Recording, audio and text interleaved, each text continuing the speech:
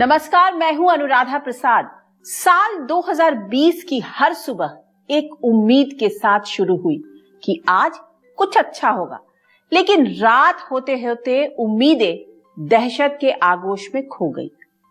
हर बार लगा कि शायद आने वाला दिन अच्छा होगा, फिर लगने लगा कि आने वाला महीना अच्छा होगा, और अब ये लग रहा है कि शायद आने वाला साल अच्छा होगा। उम्मीद पर दुनिया कायम है, लेकिन इन उम्मीदों का वैज्ञानिक और तार्किक विश्लेषण भी जरूरी है। क्या आने वाले साल में कोरोना खत्म होगा? अगर कोरोना खत्म नहीं हुआ तो क्या इसका असर कुछ कम होगा? क्या नए साल में भी हमें कोरोना के साथ ही जीना पड़ेगा? क्या 2021 में कोरोना अपना रूप बदल देगा? वैक्सीन लगना कब शुरू होगा? कितना कारगर होगा कोरोना का टीका? आने वाले साल में अर्थव्यवस्था अच्छी होगी या और खराब होगी? और कौन सा देश इस कोरोना काल में विजेता बनकर उभरेगा? इन सारे सवालों की पड़ताल के लिए आज से न्यूज़ 24 शुरू कर रहा है एक खास सीरीज। इस सीरीज का मकसद कोरोना से जुड़ी हर जानकारी का विश्लेषण करना है, ताकि नए साल में आप उन जरूरी जानकारियों के साथ प्रवेश करें जो आपको इस महामारी के हर पहलू से आगाह कराए।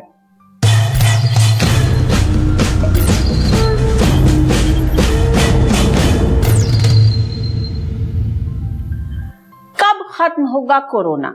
ये सवाल हमने कई बार पूछा, कई बार इसके जवाब के करीब भी पहुंचे, लेकिन सही जवाब नहीं मिल सका। कोविड इन 21 के पहले एपिसोड में न्यूज़ 24 ने इस सवाल से जुड़ी बेहद जरूरी जानकारियां इकट्ठी की हैं। इन जानकारियों पर आधारित पड़ताल से पहले यह समझना होगा कि मेडिकल साइंस में किसी बीमारी का अंत कैसे होता है।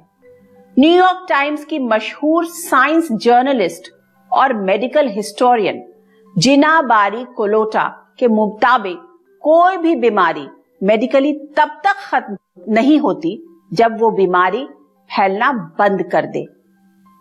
लेकिन महामारी के समाप्त होने के दो और तरीके हैं। पहला है सामाजिक, वो तब होता है जब समाज में उस बीमारी का खौफ खत्म हो जाता है। और दूसरा है राजनैतिक, जब सरकारें महामारी के ऊपर बना कानून हटा देती हैं, यानी महामारी की वजह से खड़े किए गए तमाम बंदिशें हटा लिए जाते हैं। दुनिया में कोई भी देश अब तक पूरी तरह से कोरोना मुक्त नहीं हुआ, लेकिन समाज और सरकारों ने इसको लेकर अलग अलग रुख अख्तियार किया है। आइए सबसे पहले इस बात पर रोशनी डालते हैं कि 2021 में दुनिया के बड़े देशों में महामारी को लेकर समाज और राजनीति का रुख क्या होगा।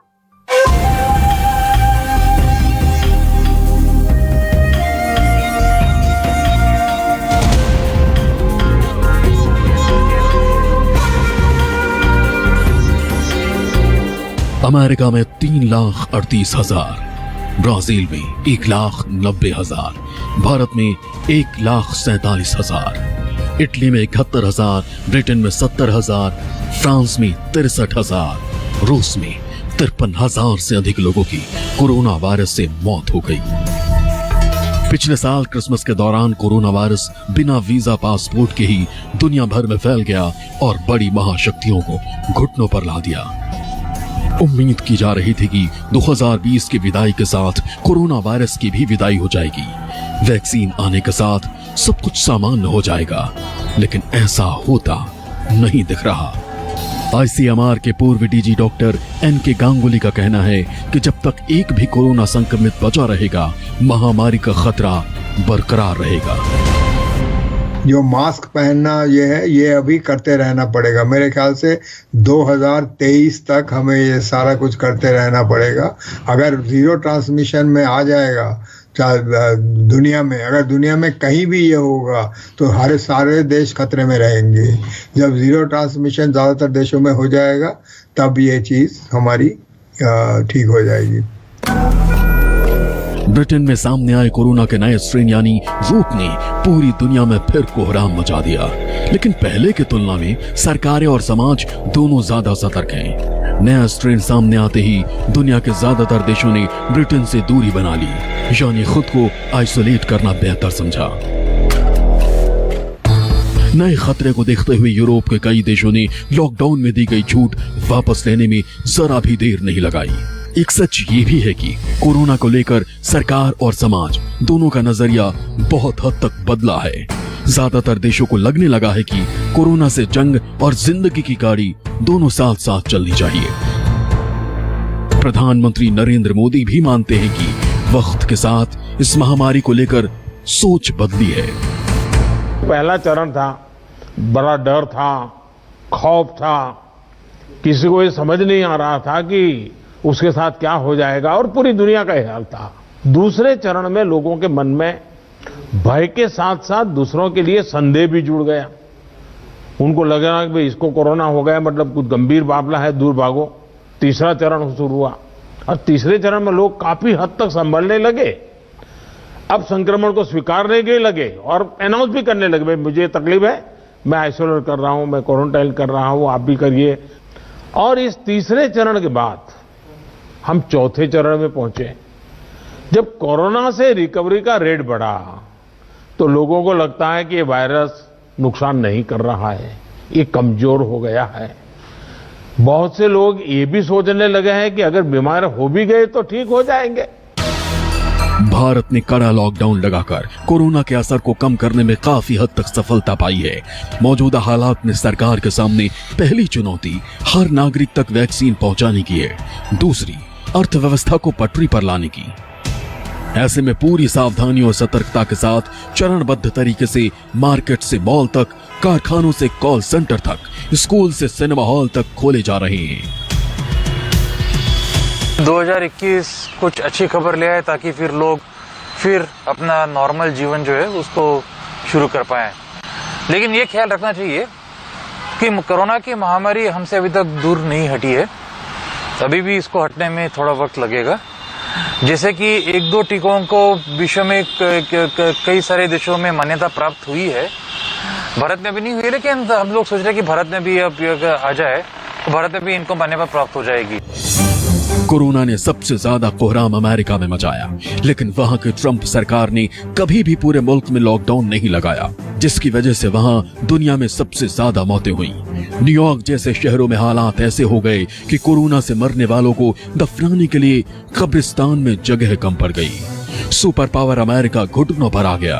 अब अमेरिका की कमान जो बाइडेन संभालने वाले हैं। बाइडेन अपने नागरिकों से बार बार अपील कर रहे हैं कि आने वाला वक्त बहुत मुश्किल है, वैक्सीन लगवाओ, जान बचाओ। अमेरिका के नवनिर्वाचित राष्ट्रपति को उम्मीद है कि जैसे जैसे लोगों को कोरोना की वैक्सीन लगेगी, वैसे वैसे लोगों में इस महामारी को लेकर खौफ कम होने लगेगा। अनुमान लगाया जा रहा है कि शायद ही अमेरिका नए साल में लॉकडाउन की ओर बढ़े। कोरोना के खतरे के बीच 2021 में यूरोपीय और एशियाई देश भी एक एक कदम बहुत सावधानी के साथ बढ़ाएंगे। समाज और राजनीतिक नेतृत्व का रुख बीमारी को लेकर अलग अलग हो सकता है, लेकिन मेडिकल साइंस के दिशा निर्देश पूरी दुनिया में तकरीबन एक जैसे हैं। पूरी दुनिया के मेडिकल एक्सपर्ट इस बात को लेकर एक मत हैं कि कोरोना का अंत नजदीक नहीं है। यूरोप में वायरस के नए स्ट्रेन ने आशंकाएं और बढ़ा दी हैं। असल में कोई भी वायरस किसी मरीज के शरीर में अपना स्वरूप बदल सकता है। 1 साल पहले इन्हीं दिनों वुहान में जो वायरस पनप रहा था वो अब दुनिया में नहीं है, उसका कैरेक्टर बदल चुका है। फरवरी के महीने में यूरोप में मिला वायरस D614G पूरी दुनिया में फैला। इसी तरह गर्मियों में स्पेन से लंदन लौटे कई लोगों में A222V किस्म का वायरस मिला था। लेकिन अब यूरोप में वायरस की जो नई स्ट्रेन मिली है उसकी पूरी जानकारी अभी तक वैज्ञानिकों को नहीं मिली है। बस इतना पता है कि इससे बीमारी फैलने की रफ्तार पहले से और ज्यादा है। क्या 2021 में कोरोना अपना आकार प्रकार बदलने वाला है? फिलहाल सबसे बड़ी चिंता इसी बात को लेकर है। ब्रिटेन में कोरोना वायरस का नया स्ट्रेन मिलने से पूरी दुनिया में कोहराम है। दक्षिण और पूर्वी इंग्लैंड में सामने आए कोरोना के नए स्ट्रेन यानी रूप का नाम दिया गया है वेरिएंट अंडर इन्वेस्टिगेशन 2020-12-01 या B117 लाइनेज। ब्रिटेन वाले स्ट्रेन में ये खासियत है कि 17 से 23 म्यूटेशन हुए हैं। उनमें 2-3 म्यूटेशन उस स्पाइक प्रोटीन में भी हुआ है और एक म्यूटेशन स्पाइक प्रोटीन में बहुत गहरा हुआ है। वहाँ पर यूके में, लंदन में, ईस्ट ब्रिटेन यूके में और वेल्स में ये काफ़ी तेज़ी से घूम रहा है। करीब 70% ट्रांसमिशन इसकी बढ़ जाती है। एक और नया स्ट्रेन ब्रिटेन में सामने आया है जो हाल में मिले स्ट्रेन से ज्यादा खतरनाक बताया जा रहा है। कोरोना का ये स्ट्रेन दक्षिण अफ्रीका से ब्रिटेन आया। यह आकार बदलना कई तरीके से हो सकता है। कभी कभी उनके लिए ही घातक हो जाता है, खुद ही वो सरवाइव नहीं कर पाते हैं वायरस। कभी कभी जो है वो अपना घातक रूप ले लेते हैं अलग अलग तरीके से। जैसे अभी जो यूके से रिपोर्टेड हुआ है वो नया वायरस, वो सितंबर में ही म्यूटेशन हो गया था जो उन्होंने रिपोर्ट प्रकाशित की है। धीरे धीरे जो है इसमें जो है उनका इन्फेक्शन का बढ़ता रहा और जो अभी उन्होंने कहा है कि करीब एविडेंस जो है वो 70% ज्यादा जो है तेज गति से इन्फेक्शन हो रहा है, घातक नहीं है। नया स्ट्रेन कोरोना वायरस के दूसरे स्ट्रेन की तुलना में अधिक तेजी से संक्रमित कर रहा है। कोरोना वायरस महीने में 1 या 2 बार अपना रूप बदलता रहा।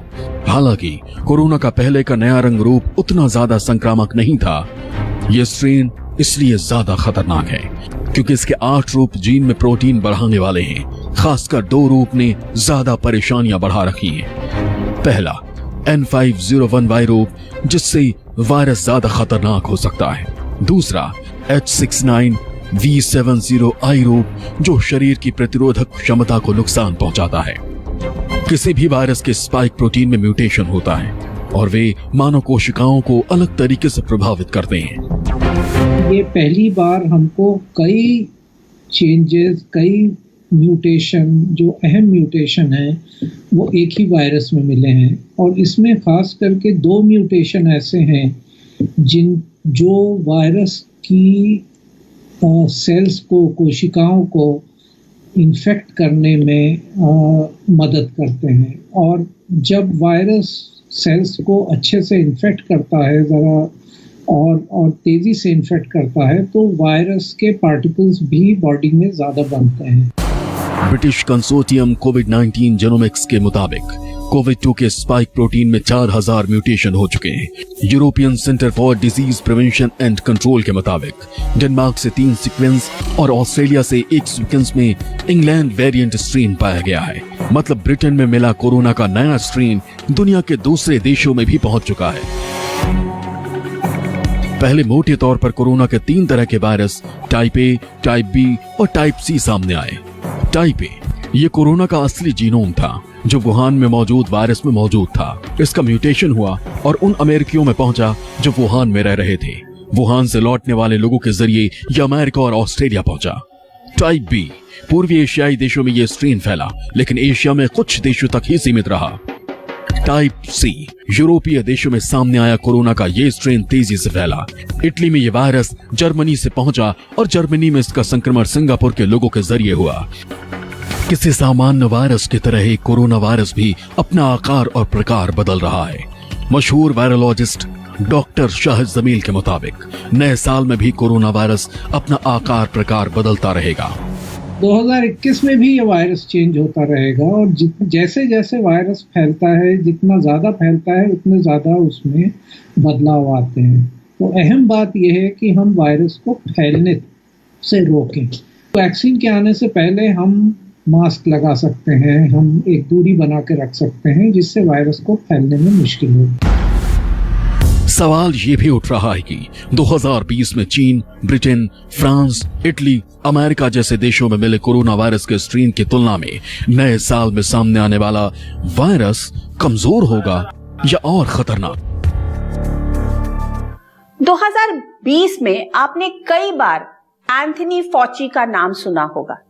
अमेरिकी राष्ट्रपति डोनाल्ड ट्रंप की कोरोना वायरस टास्क फोर्स के वो सबसे महत्वपूर्ण सदस्य थे और अब नए राष्ट्रपति जो बाइडेन के चीफ मेडिकल एडवाइजर होने वाले हैं। एंथनी फॉची ने कोरोना के अंत की एक समय सीमा बताई है। वो कहते हैं कि 2021 के अंत तक हालात सामान्य हो सकते हैं। फॉची का आकलन अमेरिका को लेकर है। उनका कहना है कि अगर आधा साल खत्म होने तक 70-80% लोगों को टीका लग गया तो ज्यादातर अमेरिकी इस वायरस से इम्यून हो जाएंगे और 2021 के आखिर तक अमेरिका में सामान्य जनजीवन शुरू हो जाएगा। अमेरिका इस वक्त कोरोना से सबसे ज्यादा प्रभावित है। अगर अमेरिका में हालात सुधरे तो यकीनन इसका असर दुनिया के दूसरे मुल्कों पर भी पड़ेगा। फॉची की भविष्यवाणी में एक उम्मीद की किरण दिख रही है। अमेरिका के नव निर्वाचित राष्ट्रपति जो बाइडेन ने सार्वजनिक रूप से कोरोना की वैक्सीन लगवाई, जिसका लाइव प्रसारण किया गया। अमेरिका के नए कैप्टन अपने मुल्क के लोगों को भरोसा दे रहे हैं कि ऑल इज वेल, वैक्सीन आ गई है, जल्द ही लोगों को कोरोना से आजादी मिल जाएगी। जो बाइडेन से पहले उपराष्ट्रपति माइक पेंस और हाउस ऑफ रिप्रेजेंटेटिव की स्पीकर नैंसी पेलोसी भी कोरोना वैक्सीन की एक डोज ले चुके हैं। अमेरिका में कोरोना के खिलाफ जंग में अहम किरदार निभाने वाले संक्रामक रोग विशेषज्ञ डॉक्टर एंथनी फाउची को मॉडर्ना कंपनी की वैक्सीन दी गई। डॉक्टर फाउची ने कहा, मैं ऐसा कर हर किसी को प्रोत्साहित करना चाहता हूं ताकि देश से कोरोना महामारी का अंत हो सके। अमेरिका में अब तक 10 लाख से ज्यादा लोगों को कोरोना की वैक्सीन दी जा चुकी है। जनवरी के पहले हफ्ते तक 2 करोड़ लोगों को कोरोना वैक्सीन देने का लक्ष्य रखा गया है। डॉक्टर एंथनी फाउची की सोच है कि अगर जून तक अमेरिका के 24 से 27 करोड़ लोगों को वैक्सीन लग जाती है तो सुपर पावर अमेरिका की बड़ी आबादी कोरोना वायरस से प्रतिरोधक क्षमता हासिल कर लेगी। इससे कोरोना का खतरा तो कम होगा ही, जिंदगी की गाड़ी भी धीरे धीरे पटरी पर आने लगेगी। कोरोना के सबसे ज्यादा मार झेलने वाले अमेरिका में दोबारा जिंदगी पटरी पर आना दुनिया के दूसरे देशों को इस महामारी से उबरने की नई ताकत देगा। ब्रिटेन में भी 6 लाख से अधिक लोगों को फाइजर बायोएनटेक वैक्सीन की डोज दी जा चुकी है। कोरोना की वैक्सीन दुनिया के लिए जिंदगी की नई उम्मीद है। दुनिया की अर्थव्यवस्थाओं के लिए अंधेरी सुरंग में एक रोशनी की तरह है। इस महामारी ने दुनिया की हर बढ़ती अर्थव्यवस्था की रफ्तार को सुस्त कर दिया है। कई मुल्क वर्षों पीछे चले गए हैं। अंतर्राष्ट्रीय मुद्रा कोष के मुताबिक कम से कम 12 खरब डॉलर का नुकसान हो चुका है। अगले 5 साल में 28 खरब डॉलर के नुकसान का अनुमान है। 20 खरब डॉलर तक पहुंचने का अनुमान है, जो दुनिया की सालाना अर्थव्यवस्था से 3.5 गुना ज्यादा है। अर्थशास्त्रियों को उम्मीद है कि वैक्सीन आने से लोगों का डर खत्म होगा। 2020 जैसा लॉकडाउन लगाने की नौबत नहीं आएगी। इससे खपत और निवेश दोनों बढ़ेंगे, जिससे पूंजी का प्रवाह तेज होगा। अर्थशास्त्रियों की सोच है कि कोरोना काल में सुस्त पड़ती अर्थव्यवस्था की रफ्तार तेज करने में वैक्सीन अहम किरदार निभाएगी। IMF का अनुमान है कि वैक्सीन आने से अगले 5 साल में होने वाले नुकसान को 9 खरब डॉलर तक कम किया जा सकता है। साथ ही कोरोना काल में ज्यादातर उद्योग ने इसके साथ जीना सीख लिया है। जिन देशों में मैन्युफैक्चरिंग अहम रोल निभाता है, वो सर्विस सेक्टर वाले देशों के मुकाबले संकट से जल्दी उबर रहे हैं, मसलन जर्मनी। वहीं टूरिज्म पर निर्भर रहने वाले देश स्पेन और ग्रीस की आगे की राह आसान नहीं है। कोरोना एक ऐसी बीमारी है जिसका पूरी दुनिया से खात्मा जरूरी है। अगर किसी भी एक देश में वायरस की शक्ति बढ़ी तो दूसरे देशों का प्रभावित होना लाजमी है। भारत में वायरस के फैलने के रफ्तार में कमी आई है, लेकिन इस बात का सुकून काफी नहीं है। यूरोप में जिस तरह से अचानक वायरस फैला है, उसकी भविष्यवाणी पहले ही हो चुकी थी। फ्रांस के वैज्ञानिक परिषद के सुझाव पर ही वहां की सरकार अपनी कोविड नीति बना रही है। इस परिषद का अनुमान है कि अभी बारी बारी से कोरोना के कई वेव्स आ सकते हैं। बचने का एक ही तरीका है, वो है सर्जिकल स्ट्राइक, यानी टेस्ट, ट्रेस और आइसोलेट। ये समय सुस्त पड़ने का नहीं है। अब भी दुनिया की हर सरकार को पूरी चुस्ती के साथ टेस्ट कराने हैं और जिसमें भी कोरोना के लक्षण मिले उसे एकांत में रखकर दूसरों को उसके वायरस से बचाना है। न्यू ईयर की जश्न पार्टी से ठीक पहले ब्रिटेन में कोरोना के नए स्ट्रेन ने पूरी दुनिया का ब्लड प्रेशर बढ़ा दिया है। ऐसे में ब्रिटेन ने अब तक का सबसे कड़ा लॉकडाउन लगा दिया। लोगों को अपने घरों में ही रहने, जरूरत न होने पर घर से बाहर नहीं निकलने, अपने इलाके से बाहर ना जाने और दूसरे इलाकों के लोगों से नहीं मिलने के लिए कहा गया है। सार्वजनिक जगहों पर एक व्यक्ति को सिर्फ एक व्यक्ति से ही मुलाकात करने के लिए कहा गया है। ब्रिटेन में कोरोना का नया स्ट्रेन सामने आते ही भारत सरकार ने 31 दिसंबर तक के लिए ब्रिटेन से आने वाली उड़ानों को बैन कर दिया। France, Germany, Italy, Poland, Belgium, Austria, Bulgaria, Finland, Denmark, Netherlands, Canada, तुर्की, मोरक्को, सऊदी अरब समेत कई देशों ने ब्रिटेन से आने वाले उड़ानों पर फिलहाल रोक लगा दी है। हालांकि फ्रांस ने ब्रिटेन से लगने वाली सीमाएं कुछ शर्तों के साथ खोल दी। ऐसा नहीं होता तो ब्रिटेन में कुछ जरूरी सामानों की किल्लत शुरू हो सकती थी। खतरे को देखते हुए अब फ्रांस ने राष्ट्रीय लॉकडाउन की जगह रात 8 बजे से सुबह 6 बजे तक का कर्फ्यू लागू कर दिया है। लोगों को एक सरकारी फॉर्म भरे बगैर घर से बाहर जाने की अनुमति नहीं है। वहीं जर्मनी में लॉकडाउन के जिन नियमों में पहले छूट दे दी गई थी उन्हें वापस लिया जा चुका है। जर्मनी में 10 जनवरी तक लॉकडाउन के नियम सख्त कर दिए गए हैं। कोरोना की दूसरी वेव, दूसरा वेरिएंट और क्रिसमस न्यू ईयर के वक्त का हवाला दिया गया। जितना ज़्यादा वायरस फैलेगा उतना ज़्यादा इसमें बदलाव आएगा। तो ये तो हम सभी कर सकते हैं, चाहे बड़ी ताकत हो या छोटा देश हो। जब भी हम पब्लिक में जाएं, बाहर जाएं तो मास्क लगाएं। अगर हर आदमी मास्क लगाता है तो वायरस का फैलाव अपने आप कम हो जाता है। अमेरिका में कोरोना वैक्सीन देने की प्रक्रिया शुरू होने के बाद भी संक्रमण की रफ्तार पर ब्रेक नहीं लग रहा है। वहां हफ्ते भर में 16 लाख नए संक्रमितों की पहचान हुई है। पिछले हफ्ते की तुलना में 14% ज्यादा है। भले ही अमेरिका में टीकाकरण शुरू हो गया है, लेकिन कोरोना पर जीत बहुत आसान नहीं है। भारत में भी कोरोना ने तूफानी रफ्तार पकड़ रखी है। केरल में रोजाना 5 से 6 हजार केस सामने आ रहे हैं। वहीं महाराष्ट्र और दिल्ली में कोरोना मीटर की रफ्तार थोड़ी सुस्त हुई है। कोरोना की नई स्ट्रेन को देखते हुए महाराष्ट्र, कर्नाटक और राजस्थान में नाइट कर्फ्यू लगा दिया गया। हिमाचल के 4 जिलों में भी इसकी मियाद बढ़ी। नैनीताल में विंटर कार्निवल स्थगित कर दिया गया। मसूरी में क्रिसमस और न्यू ईयर पार्टी टाल दी गई। नॉर्मलसी की तरफ हम धीरे धीरे पहुंच ही रहे हैं। ऑलमोस्ट सब कुछ खुल चुका है हिंदुस्तान में, सिर्फ स्कूल कॉलेजेस बंद हैं। दुनिया के बाकी देशों में ये भी खुल चुके हैं। ब्रिटेन में अगर देखिए तो इतना ज्यादा प्रकोप है इस समय, फर्स्ट वेव से इस वेव में जो है 6 से 7 गुने ज्यादा केसेज आ रहे हैं, फिर भी वहाँ स्कूल कॉलेजेस नहीं बंद हुए हैं। तो धीरे धीरे हम बिल्कुल ही नॉर्मलसी की तरफ पहुंच रहे हैं। चीन में भी कोरोना को लेकर खौफ है। इस महीने वहां कई नए केस सामने आए। चीन का स्वास्थ्य विभाग ये जानने में लगा है कि कहीं कोई नया क्लस्टर तो नहीं बन रहा। साल भर से कोरोना से लड़ते हुए ज्यादातर देश ये मानकर चल रहे हैं कि भले ही उनके नागरिकों को वैक्सीन मिल जाए, लेकिन अब इसके साथ ही जीना होगा। इसलिए सरकारों का पूरा फोकस ज्यादा से ज्यादा टेस्ट, ट्रेस और आइसोलेट करने पर है, जिससे कोरोना को खत्म किया जा सके। लोगों को कोरोना की गंभीरता के प्रति हमें फिर से जागरूक करना ही होगा। हम एकदम से वैक्सीन पर शिफ्ट तो जिसका काम करना है करेंगे, हमें तो कोरोना पर ही फोकस करना है। हमें किसी भी हालत में ढिलाई नहीं बरतने देनी है।